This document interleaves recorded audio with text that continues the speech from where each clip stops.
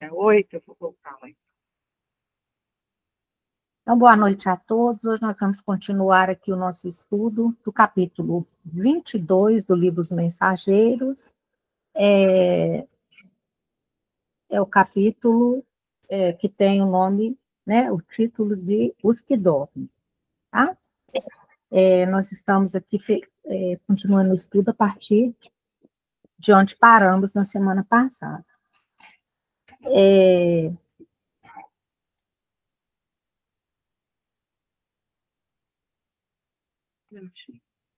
Uhum. É o slide 8.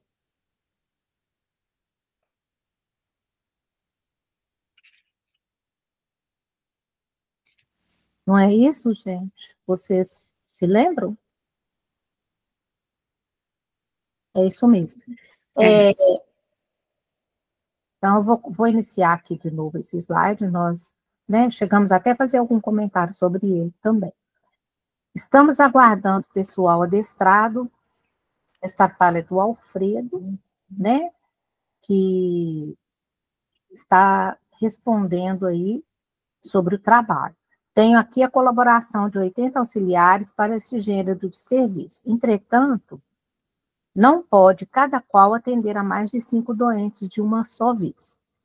À vista disso, dos nossos 1.980 abrigados, separei os 400. É Rosa, desculpa. Uhum.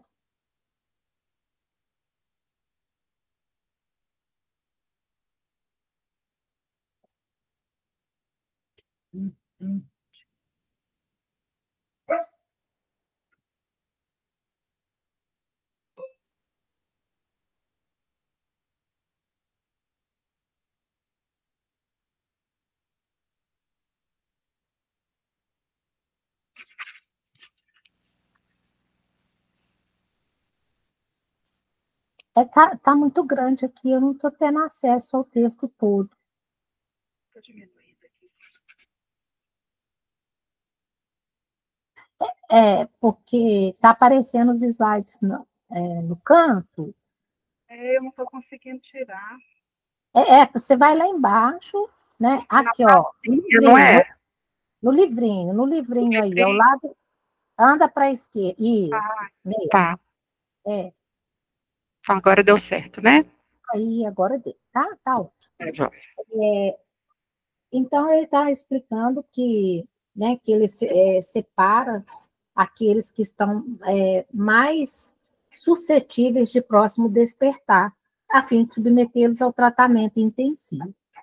Quer dizer que de quase 2.000 doentes, vai por grupos, né? Por quê? Por falta de trabalhadores suficientes, né? O pessoal, ele fala pessoal adestrado, quer dizer, tem que ser um pessoal que tenha uma boa formação, né? Um bom conhecimento e compromisso com o trabalho também. E aí eles perguntam, né? E os demais? Ele responde: recebem alimento e medicação mais densos uma vez por dia. Aniceto calou-se pensativo, profundamente tocado pelo que via. Inclinei-me instintivamente para o abrigado mais próximo, tentando examinar-lhe o estado fisiológico. Identifiquei o calor orgânico, a pulsação regular e os movimentos respiratórios. Embora verificasse a extrema rigidez dos membros, como que mergulhados em imobilidade cataléptica. Indescritível impressão apoderou-se de mim. Levantei-me assustado, dirigi-me a Aniceto com a máxima discrição e interroguei. Explicai-me, por Deus, que vemos aqui? Estamos acaso na moradia da morte depois da morte? Então, André fica muito assustado lá, e o que eu achei, assim, bastante, assim, que mexe com a gente aqui, é quando ele fala que os demais recebem alimento e medicação mais denso uma vez por dia. Eu imaginei assim, tal qual aquelas pessoas, aquelas pessoas que estão num CTI, né, num coma profundo, como se ali fosse um boneco, né, uma coisa assim desse tipo, né, lembra isso, né? Mas que a única coisa que os diferencia é porque recebe um alimento e uma medicação uma vez por dia. Não tem mais nenhum tipo de movimento, de, de vida, né, ativa. Assim, tem, mas ela está toda introjetada dentro daquele espírito ali, né? Ele não está consciente o suficiente para interagir com o espaço, para fazer parte, né, da vida como as outras pessoas. E como o André é médico, né, ele tem essa facilidade de olhar, de ver ali essas questões aí, essas questões vitais, né, que é o movimento respiratório, né, a pulsação, mas, ao mesmo tempo, era uma rigidez como se tivesse realmente morto. Então, era bem antagônica essa situação deles ali. E ele ficou, assim, muito impressionado. Ó, André era médico, né? Estava acostumada a lidar com as situações de doentes, de doenças, de morte, né? Passou pelo estudo, né? Um médico, quando estuda, a gente sabe que eles vão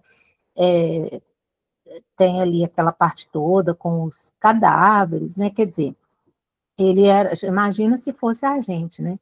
Que não tem nenhum tipo de experiência desse jeito, né? Dessa forma. E ele pede uma explicação, porque ali ele está achando que é o espírito morto depois de ter morrido, né? Quer dizer, para além.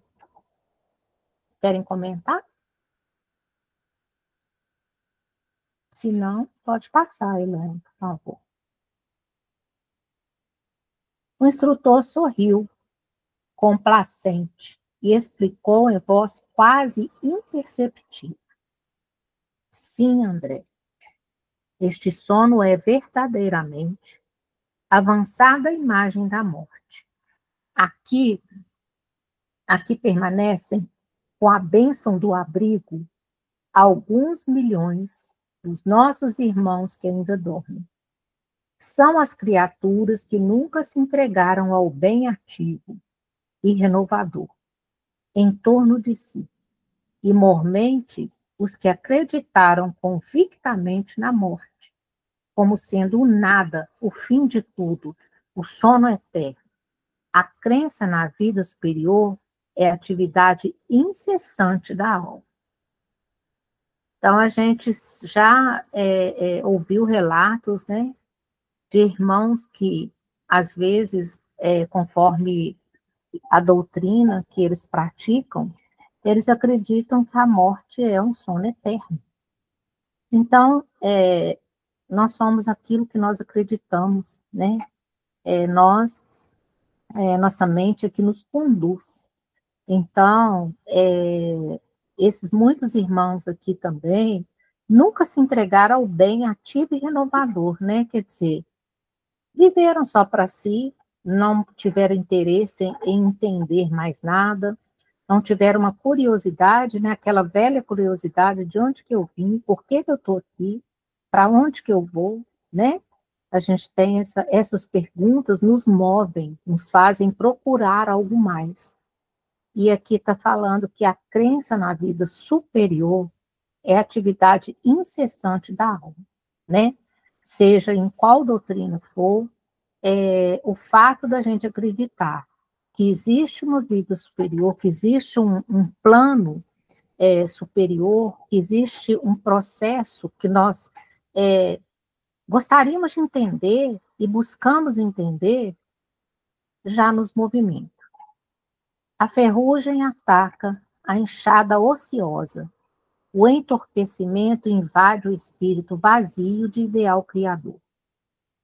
Os que nos círculos carnais, homens e mulheres, creem na vida eterna, ainda que não sejam fundamentalmente cristãos, estão desenvolvendo faculdades de movimentação espiritual e podem penetrar as esferas extraterrenas em estado animador, pelo menos quanto à locomoção e juízo mais ou menos exato. Então, a gente está vendo aqui que mesmo aquele espírito, né, que ele não é cristão, mas que se ele crê numa vida eterna, se ele crê numa espiritualização, na espiritualidade, né, ele está desenvolvendo faculdade de movimentação e chega do lado de lá de uma forma bem melhor do que estes irmãos que nós estamos vendo que foram resgatados, né? Que estão agora nesse posto aqui de socorro. Pois não, Renata, pode falar. Duas coisas aqui que eu acho assim muito poético quando os espíritos usam, né, essas figuras, determinadas figuras de linguagem para nos ajudar, é quando eles falam que a ferrugem não ataca a enxada, né? E a gente conhece enxada, né, gente? A enxada é uma ferramenta muito interessante, porque enquanto ela está em uso, acontece duas coisas com ela muito, muito interessantes. Quando ela está em uso, além dela não ser atacada pela ferrugem, porque ela não tem tempo para ser atacada pela ferrugem, porque ela está sempre no atrito do trabalho, acontece que a pá da enxada ela vai diminuindo, você já percebeu? Ela vai desgastando com o decorrer do tempo, né? Então, você vai na loja, você adquire uma enxada, a pá dela é grande, né? É voluptuosa, e com o passar do tempo ela vai ficando pequenininha, pequenininha mesmo. E uma outra coisa que acontece é que quando ela está nova, né? Vistosa, totalmente preenchida pelo novo, o cabo dela é estritamente desagradável de manejo, porque ele machuca a mão, entra farpa, mas à medida que a pá da enxada vai ficando velhinha, desgastada, sem ferrugem, mas desgastada pelo uso, o cabo dela vai ficando lustroso. Vai ficando uma coisa agradável ao toque, não machuca a mão, né? Se torna uma ferramenta gostosa de você utilizar e leve de ser utilizada. A princípio, nova, o cabo é desagradável, né? Porque não está surrado pelo uso e ele é pesado. À medida que o tempo vai passando, que ela vai perdendo aquela proporção dela por causa do atrito, a pá vai diminuindo, o cabo fica muito confortável de manejo, né? Já não fere mais a mão, até o ponto dela ter que ser encostada mesmo, né? Porque ela vai perdendo a sua capacidade de uso. Eu acho interessante porque essa é a analogia com o homem que trabalha, o homem que serve. A gente começa com uma certa pompa, né, com um certo volume de força, enfim. E com o passar do tempo, na vida, na lida, a vida vai nos desgastando, vai retirando da gente aquele aprumo, né, do início, a gente vai envelhecendo, mas a gente vai ganhando outras características, a gente vai ficando fácil de manejo, pelo menos o homem que se intera com o serviço no bem, em busca de se tornar um homem de bem, a imagem da enxada cabe nele. Eu acho muito interessante porque eles usam umas figuras assim que dá para a gente entender direitinho o que, que eles querem dizer, qual é a ideia que quer passar para a gente, né? Então, nós somos ferramentas. A princípio, não somos fáceis, mas estamos garbosos, temos muito a oferecer. E no final das contas, quando a gente vai entregar o resultado do serviço, a gente já não é mais aquilo que foi. Mas a gente quando é encostado, a gente é encostado porque já ofereceu com qualidade tudo que podia oferecer, né? Nos colocando nesse campo como ferramentas humanas que vamos ser desgastados e a vida vai nos desgastar e é um processo muito bonito mesmo, né? E uma outra coisa que ele fala aqui, que o espírito vazio o entorpecimento invade o espírito vazio de ideal criador. Então, se a gente não tiver um ideal que nos supra, que nos alimente, né? Alguém pode virar e falar assim: ah, mas dentro da sua fé, você acha que a sua fé te salva? Eu costumo dizer: olha, salvar minha fé não me salva, não, mas ela me liberta, porque o ideal é esse, né? O, o que a gente está bebendo, do que a gente está se nutrindo para ir retirando da gente esse espaço aberto ao entorpecimento, né? Então, o entorpecimento invade o espírito que está vazio de ideal criador. E esse ideal criador, a gente pode ver ele nos mínimos trabalhos, gente. A gente não precisa idealizar para o nosso caminho trabalhos assim de vulto, escrever 400 livros, abrir uma mansão do caminho. Quem pode, quem tem essa diretriz, né? Esse ímpeto construtor, empreendedor da alma, vai em frente. Mas a gente precisa reconhecer que na vida da gente cotidiana, trabalhos simples, né? Dentro do núcleo que a gente é colocado a servir, na nossa pequena empresa, na nossa pequena família, nós somos empreendedores, realmente, né? Somos empreendedores muito, muito necessários naquele campo onde nós fomos semeados, né? Então, tem um pensamento muito bonito, que eu não sei dizer de quem é, que fala assim: floresça aonde Deus te plantar. Uhum. Aonde Deus te plantar, esse é o seu melhor caminho, é a sua melhor e maior seara.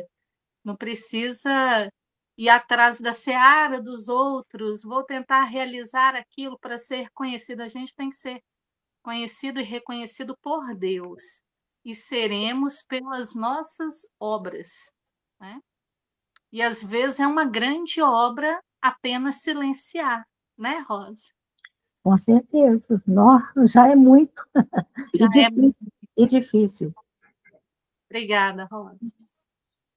Nós que agradecemos, Renata. E quando você fala da enxada aí, realmente, no princípio a gente está grosseiro, né?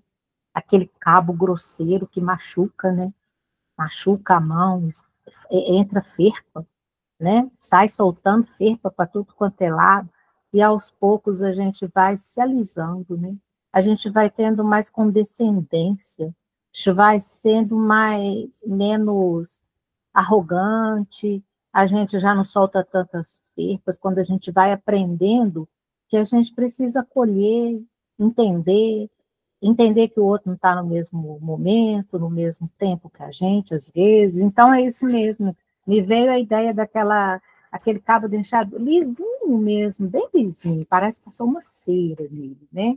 E fácil, realmente. Então, é muito legal. Dá até dó de descartar, né, Rosa? Quando você fala assim, gente, Dá porque ele fica bonito também, né? oi? Ele fica bonito também, Fica bonita no final, né? exatamente.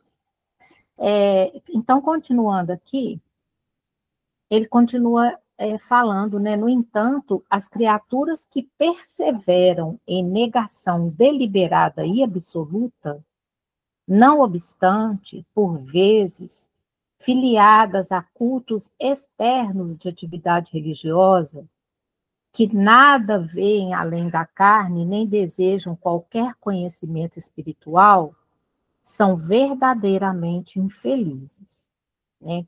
Esses cultos externos aqui, né, eu imagino que sejam outros interesses, né, que não voltam para o mundo espiritual, interesses materiais, né?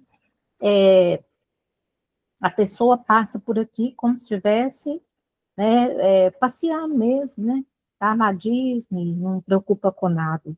E aqui fala que nada vem além da carne, nem desejam qualquer conhecimento espiritual. Eles são verdadeiramente infelizes e chegam lá em cima do jeito que nós estamos vendo. Muito, muito comprometidos. Pode passar, Ilana, por favor. Muitos penetram nossas regiões de serviço como embriões de vida, na câmara da natureza sempre divina. Um amigo nosso costuma designá-los por fetos da espiritualidade. Entretanto, a meu ver, seriam felizes se estivessem nessa condição inicial. Então, aqui pensando, se eles estivessem na condição inicial de feto, seria bom, porque eles estariam com o caminho todo por construir. Mas nesse caso aqui, eles já construíram um caminho já de sombra, né? E eles vão ter que voltar, retornar, dar de cara com esse caminho, né? Se colocar de frente com isso para poder retornar e retomar o caminho. Se estivesse na condição inicial, né? Estaria mais fácil. A gente sabe disso, né? Eu que mexo com costura, quem mexe com construção, às vezes é mais fácil fazer do começo do que reformar e consertar alguma coisa que já está errado, né? Dá mais trabalho do que começar a fazer certo.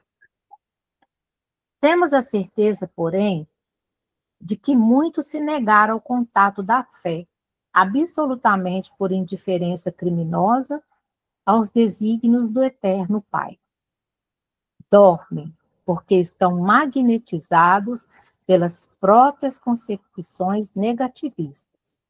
Permanecem paralíticos, porque preferiram a rigidez ao entendimento. Mas dia virá em que deverão levantar-se e pagar os débitos contraídos. Lá atrás eu coloquei uma imagem de uma pessoa encarcerada, né? E eu torno a chamar a atenção para isso aqui, porque nós nos encarceramos, né? Nós nos colocamos dentro de cárceres cristalizados, né, de pensamentos, de sentimentos, de convicções cristalizadas. Somos nós que nos colocamos nesse lugar, não é ninguém, né? Nós é que ficamos aí, temos concepções negativistas, né? Nós é que preferimos não nos abrir, não ter flexibilidade. Ultimamente tenho usado muito essa palavra. Eu acho que essa palavra flexibilidade, ela é muito importante. A gente precisa de olhar e falar, e aí, que isso?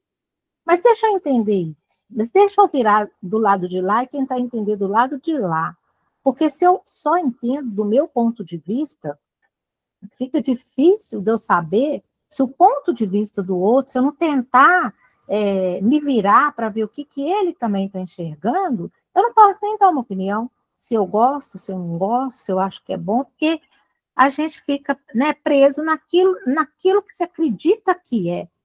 E às vezes a gente vê muitos desenhos assim, mostrando pontos diferentes que, às vezes, para o jacaré é de uma forma e para a girafa é de outra. Um está rente ao chão e um está lá nas alturas. E como que parece verdade e é verdade para a girafa e é verdade para o jacaré, né? É o ponto de vista. Então, a gente precisa se abrir para entender, para escutar, para perguntar, para questionar, para até criticar, né? O espírita, ele não pode ficar só aceitando tudo do jeito que vem. em muitos momentos, a gente precisa criticar, críticas construtivas, a gente precisa indagar, discordar, até para depois refazer e concordar, né? Porque nós estamos num processo de conhecimento, de aprendizagem, e a aprendizagem é assim. Se não houver um movimento, né, a gente fala na educação, ação, reação e ação. Então, vem uma coisa para mim, eu penso sobre aquilo, ação, gente, não é reação, não, desculpa, é ação, reflexão e ação. Vem uma coisa, eu reflito e eu faço novamente, ou diferente, ou melhor, ou da mesma forma, mas é ação, reflexão, ação. A gente precisa de passar pelas coisas e tirar algum proveito daquilo, né? Para a gente poder aprender. E aí muitos se fecham e não, isso nossa, é um radicalismo, né? Isso não existe, isso é isso. Sei, Deus nos deu inteligência para que a gente possa pensar, né? Ter um sentido, né? Da gente ser inteligente. E aqui fala, né, que não tem jeito. Haverá em que terão que levantar e pagar os débitos contraídos. E nós não estamos mais na infância, não, e nem na adolescência, não. Nós já estamos indo para a maturidade do espírito já, né? Então, é muito importante a gente continuar estudando e aprendendo e colocando isso na vida da gente. Pode falar, Ana. Pensar fora da caixa, né?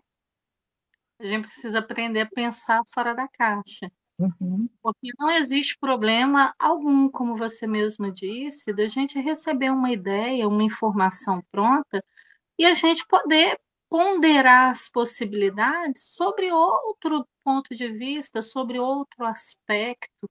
Não arranca pedaço, gente, a gente não ofende Deus, né? As pessoas têm uma mentalidade, nós temos uma mentalidade de que nós conseguimos ofender a Deus. Nós ofendemos a divindade quando a gente caminha um caminho distante da sua lei de amor. Mas a gente não o fere, a gente se fere, né? E nesse ferir-se, a gente se coloca como o que está sendo dito aqui, ó, paralíticos que preferiram a rigidez ao entendimento. E tem um palestrante que eu acompanho ele, que é o Emerson Perezzoli, e ele fala, em algumas palestras dele, ele costuma dizer que a questão, trazendo para esse tema que a gente está estudando aqui agora, né?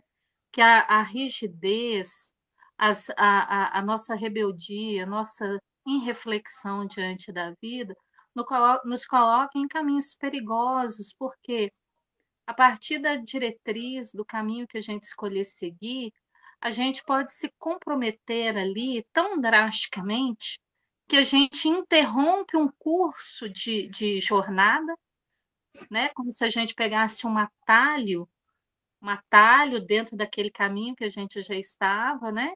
Por ações irrefletidas, por rebeldias, por endurecimentos, né? E aí a gente acolhe experiências tão dolorosas, que é o que está sendo dito aqui, ó. A gente acolhe experiências tão dolorosas no nosso caminhar, e que aí a gente tem que caminhar um longo percurso de estrada, de trecho que nós abrimos para reequilibrar dentro daquilo, daquelas escolhas equivocadas, infelizes, para depois, quando a gente tiver sarado daquela escolha infeliz, a gente voltar para o caminho que estava e da sequência dali em diante, porque os propósitos de Deus para a gente são maravilhosos. A gente não sabe, nós não vemos, não somos informados, a gente está no caminho e no caminho a gente vai coletando as oportunidades, as experiências. Mas a gente não sabe, mas elas estão todinhas ali aguardando a gente, né? Então, muitas vezes, quando a gente faz as escolhas de endurecimento, voltadas para o endurecimento, voltadas para aquela rebeldia primária, a gente se priva dessas oportunidades benditas. Por que que a gente se priva? Porque a gente demonstra que ainda não tem maturidade para vivenciá-las. Então, a gente ainda vai percorrer esse trecho das infelicidades, né? Aonde a gente está envolvido com a rigidez, né? Com esse endurecimento, que é a nossa falta de entendimento. Então, é bom a gente pensar fora da caixa, né? Olhar, orar e vigiar, né? Uhum. Pensar fora da caixa. A gente não ofende a Deus pensando, não. É o pensamento que liberta, realmente. Uhum. E a gente tem o direito de levantar hipóteses, né? E de experimentar, e de ler mais, e procurar saber mais, e de comparar, né? E a gente tem parâmetro, né? Nós temos um parâmetro, né? Nós temos Jesus como nosso parâmetro. Então, quando a gente começa a pôr a nossa cabeça para funcionar e fala assim, mas espera aí, Jesus fez assim? Não. Jesus falou isso? Não. Jesus fazia desta forma? Não. Então, você começa a se libertar, né? Não, peraí, isso aqui eu não concordo, porque se o meu modelo é Jesus, e ele deixou para a gente tudo aí, e, e ele não fazia assim, então isso aqui não pode ser legal, né? Então, a gente tem um parâmetro. Eis porque os considero sofredores. Primeiramente, demoram no sono em que acreditaram. Mais tarde acordam. Porém, a maioria não pode fugir à enfermidade e à perturbação, como acontece aos irmãos dementados que vimos em Daapô. E eu penso assim, gente, que na hora que se acorda, né, e não pode fugir à enfermidade, à perturbação, essa perturbação aí talvez ela vá até aumentar, né? Porque se eu já trazia uma ideia de alguma coisa e que já não era muito legal, né? Eu já não estava muito com a razão muito, né? Não tinha muita consciência. E aí eu percebo a realidade. Imagina, aí você fala, nossa senhora, no momento que vai percebendo a realidade, deve se perturbando mais ainda, porque você vai pensando, olha, eu deveria ter feito isso, eu deveria ter feito aquilo, e eu não fiz. Quer dizer, você tem que ter uma dose dupla aí de equilíbrio para poder se perdoar, né? Para serenar, entender, equilibrar e recomeçar esse processo. Pode passar, Elaine, por favor. Diante disso aí, dessa fala, e essa fala ainda vai continuar,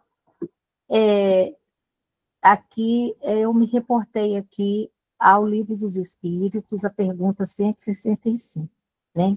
Que nós estamos vendo que esses irmãos, eles não, provavelmente, né, eles não tinham conhecimento, não quiseram por algum motivo, ou não tiveram, a gente acredita que a misericórdia divina está em todo lugar, em todo tempo, né? Então, vamos acreditar que eles não quiseram, não passaram liso pelas oportunidades de aprendizagem.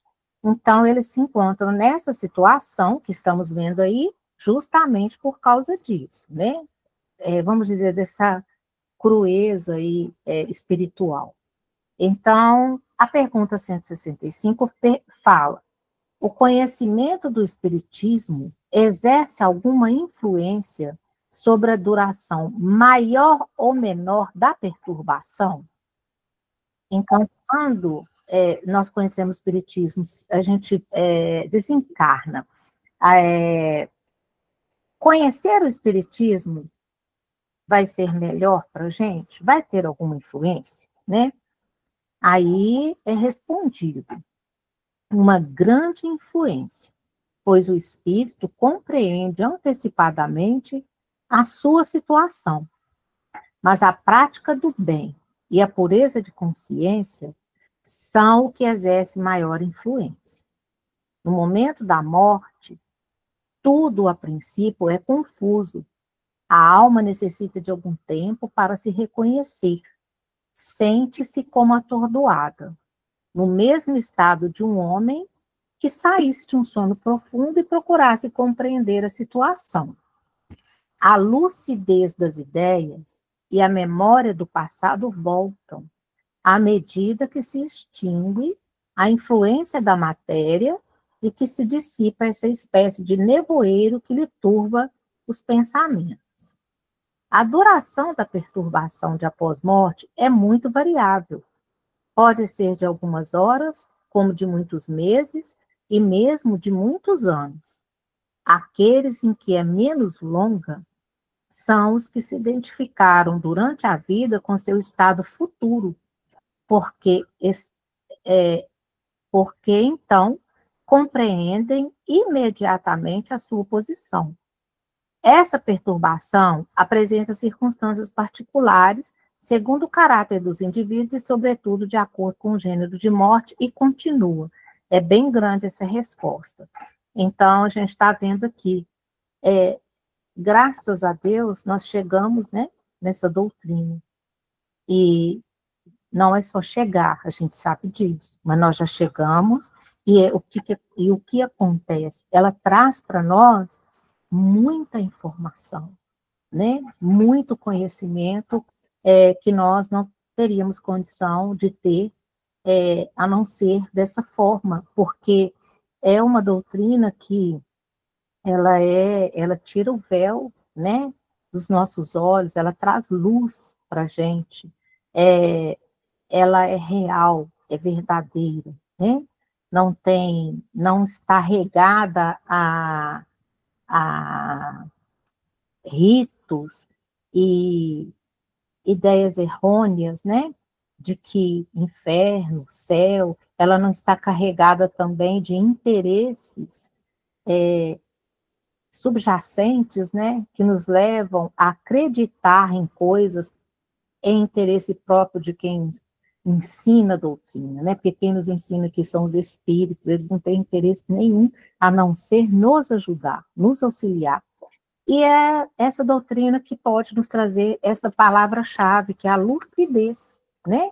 Que é essa lucidez que, por mais que o momento do desencarne ele venha carregado com essas características de pensamentos, né, desencontrados, de a gente estar um pouco atordoado, isso tudo, confuso, vai passar. E no momento que passa, essa lucidez vem. E não vai ser novo para a gente. Pode ser que seja dolorido, sim. Dolorido porque existe a separação, porque existe uma mudança, né, gente? Eu fico pensando, eu estou aqui hoje e amanhã eu mudo para os Estados Unidos, sem lenço e sem documento, né? Eu fico pensando isso, meu Deus. Não deve ser fácil, mas, pelo menos, a gente já tem um entendimento de que isso acontece e que eu posso até chorar, eu posso até sofrer, mas eu vou saber, pelo menos, eu vou falar, puxa vida, né? Igual o Emmanuel falar com o Chico, né? Seja educada, pelo menos, né? Chora baixinho aí, não faz escândalo, né? A gente vai recobrar essas coisas que nós aprendemos. Pode falar, Renata. Rosa, isso é tão interessante porque as pessoas têm medo de falar sobre a vida após a morte, como se isso atraísse a morte. Gente, falar sobre a continuação da vida depois da vida não atrai a morte. Todos nós já chegamos aqui cientes de que nós vamos voltar de onde nós saímos. Isso não é segredo para ninguém. Renata, eu não sei se ciente, eu sei que sabendo que nós vamos voltar, ciente é mais profundo. Mas essa por quê, Rosa querida? Não tem uma uma única pessoa na Terra que não partiu, que depois que chegou, não voltou. Não vai encontrar em nenhum livro de história, em nenhuma pesquisa científica. Vai achar um Matusalém, que enverga aí, hoje em dia, 120 anos, né? Tem uns velhinhos aí dando Uhum. INSS. Mas essa duração, ela não é permanente, né? Não, Então a gente sabe que voltar depois que nasce, a volta para o plano espiritual é a consequência, né? Não tem conversa, não tem diálogo, não tem advogado que dê jeito nisso. sei não. Vai voltar. Só que as pessoas têm medo de falar sobre isso, e quando as pessoas têm medo de falar sobre isso, a gente observa que elas têm medo de pensar sobre isso. Gente, pensar sobre o nosso desencarne não atrai o nosso desencarne. Pensar sobre o nosso desencarne, o que nós vamos encontrar, o que nós estamos fazendo da nossa vida, que vai se refletir no que vamos encontrar quando voltarmos, é saudável, é equilibrante, faz bem, porque negar nos coloca na condição desses irmãos que ficarão entorpecidos pelo negacionismo. Ah, se eu negar, não aconteceu. Isso não existe, gente. Então, pensar, olha, eu estou aqui. A gente sabe que as famílias não têm o hábito de falar sobre o desencarno com as crianças, né, com os jovens. Aí vem um desencarne, o desencarne de alguém que a gente ama é sempre doloroso, vai doer, vai doer. A Rosa falou aí de morar nos Estados Unidos, se ela for, vai doer na gente, que a gente vai perder o contato com ela, a proximidade, né? Dói, e se acontecer dela for para um lugar que quiser cortar assunto com todo mundo, fazer novas amizades lá, a gente perde a conexão. Muitas amizades acontecem isso e está tudo certo. Então, falar sobre isso, orientar as crianças, olha, uma hora nós vamos, vai acontecer. O sentimento não acaba, o amor não acaba, porque aí depois a gente vê que as crianças sofrem muitíssimo, não é porque elas são incapazes de entender, é porque elas não foram explicadas sobre esses movimentos da vida, né? É uma leitura nossa dizer assim, olha, é uma ordem natural que o primeiro vá antes que o segundo. Não é, isso é um pensamento nosso, porque a natureza mostra para gente que isso pode ser mudado. Tem várias árvores que você olha assim, né? Não tem umas plantinhas bonitas que você fala, não, vai encher de flor nessa primavera. De repente você olha, a planta abortou todas as flores. Por quê? Por quê? Ah, não podia acontecer porque ela quebrou uma cadeia natural. Quem disse isso? Quem disse isso? A vida tem seus próprios caminhos, não é verdade? Então, falar sobre desencarne para nós, principalmente para nós, conversar com Deus, falar, Senhor, por favor, trabalhe-se em mim, porque eu tenho medo da moça do facão, da foice, né? Tenho medo dela, não gosto muito de intimidade com essa criatura. Trabalhar em sem nós, gente, faz bem para nós, nos liberta, porque nós passaremos por isso. Agora, a forma como nós passaremos por isso é uma escolha muito pessoal nossa. Ah, eu sou uma pessoa terrível, eu não vou para um lugar bom, mas eu tenho fé em Deus que Deus vai me ajudar. Você já está tratando em si das possibilidades futuras. Porque quem sabe observar, ler o nosso terreno, é Jesus, é Deus nosso Pai, é a espiritualidade que nos acompanha, né?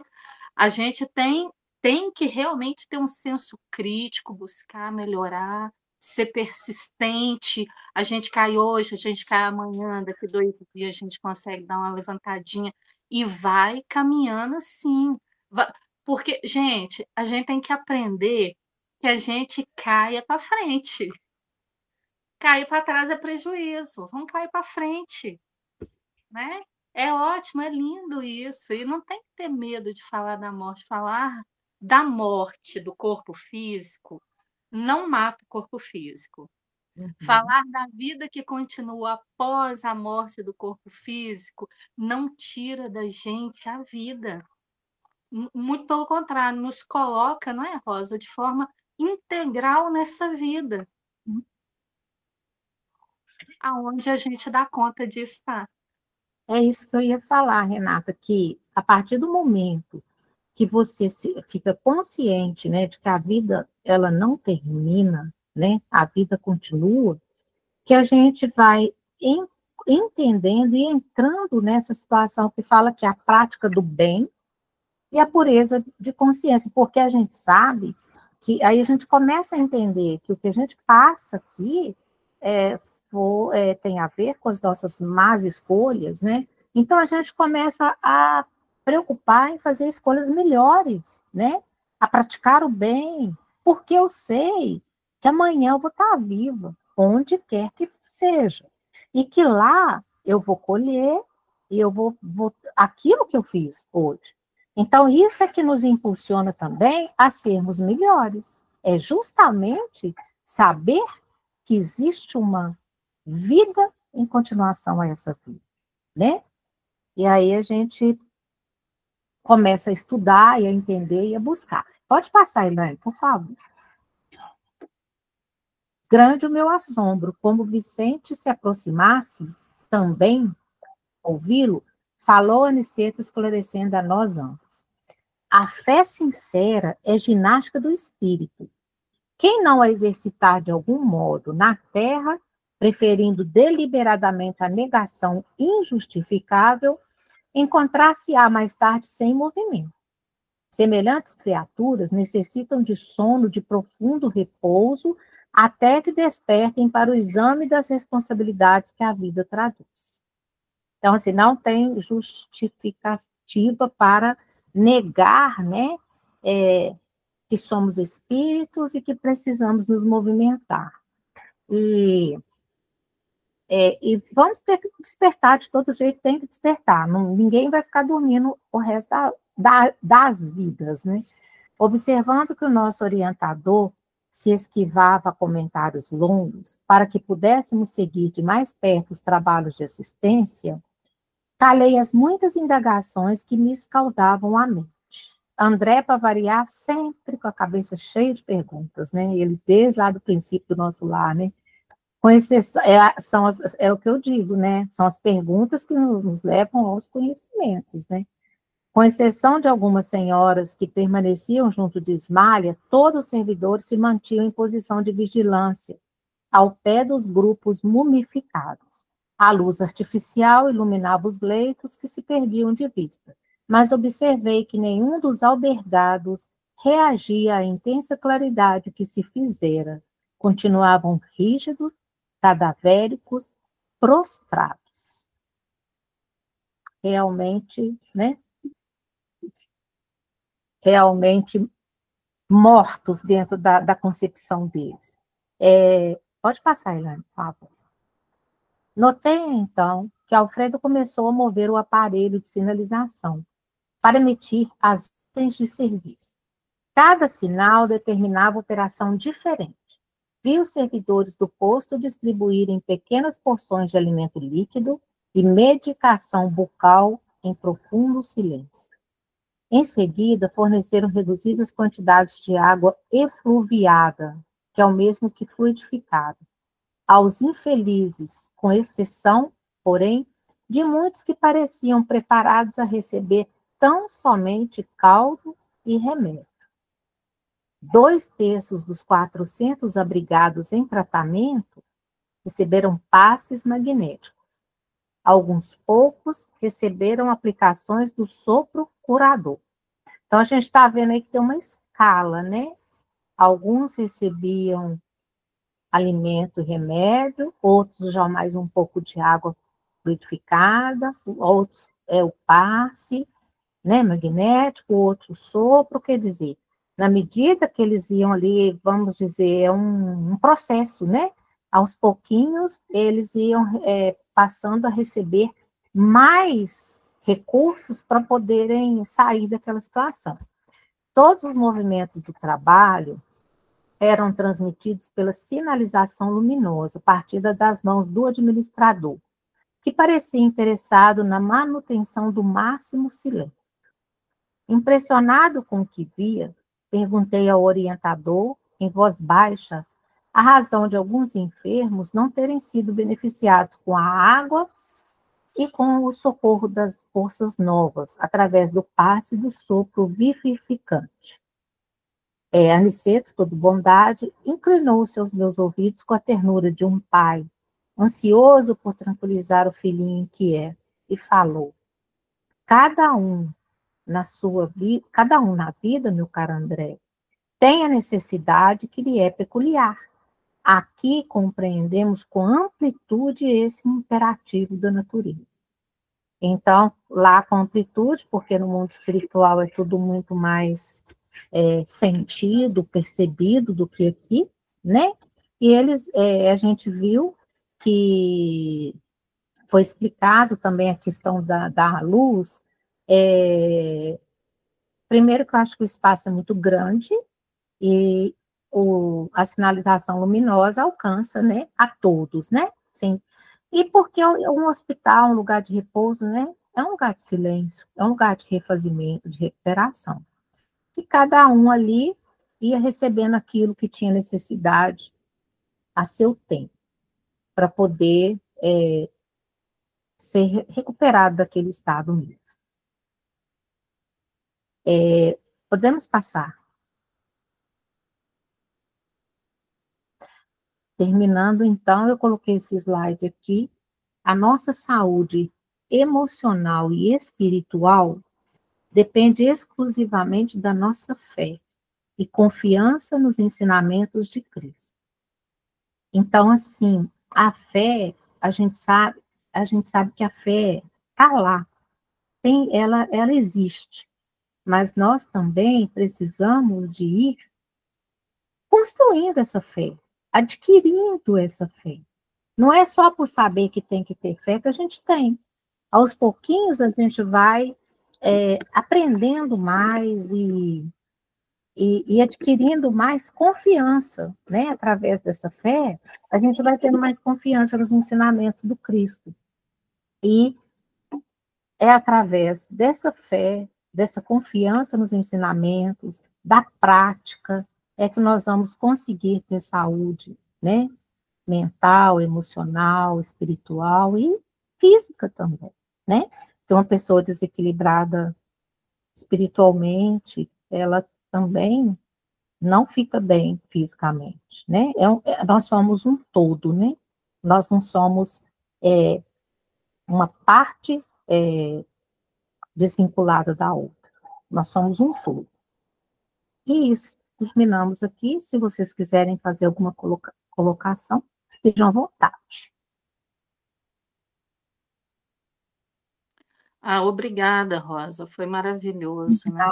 E lembrando que esse passo de acordar, né, de alguns desses muitos que pouquíssimos despertam, nós vamos encontrar os nossos irmãozinhos, o Malaquias, o Aristarco, né? São as personalidades que acordam desse transe, né? Acordam desse sono profundo, dessa negação, desse endurecimento diante da vida. Então, quer dizer, não existe mágica, né, gente? E quando ele fala, né, que cada um na vida tem a necessidade que lhe é peculiar, então a gente vai lembrar daqueles três personagens, lembrando que o outro a gente pode dar o nosso nome. Sim.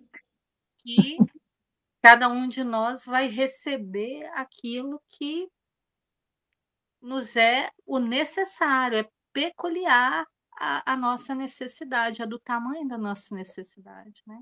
Não dá saltos, é sequência. Né? Obrigada, viu, Rosa? A palavra está aberta, gente. Eu que agradeço vocês, gente, pela oportunidade. Vamos fechar, então? A oração? Quem vai fazer a oração para a gente? eu posso fazer. Jesus divino amigo, nós te agradecemos de todo o coração, de todo o entendimento. Agradecemos pela sua amizade, pelo seu carinho, a sua imensa paciência, a sua eterna tolerância. Agradecemos ao Senhor por nos enviar esses colaboradores, trabalhadores da tua seara, benditos amigos que nos envolve por amor a ti e por amor a nós, atendendo aos seus desígnios sagrados, que é nos orientar, nos esclarecer sobre os caminhos. Muito obrigada. Abençoe, Senhor, esses bondosos trabalhadores teus. E continue assim, por favor, nos abençoando e abençoando esse grupo de estudo que faz tão bem para a nossa alma. Muito obrigada. Que assim seja. Que assim seja. Muito obrigada. Vamos aguardar só um pouquinho, gente, para a gente combinar aqui.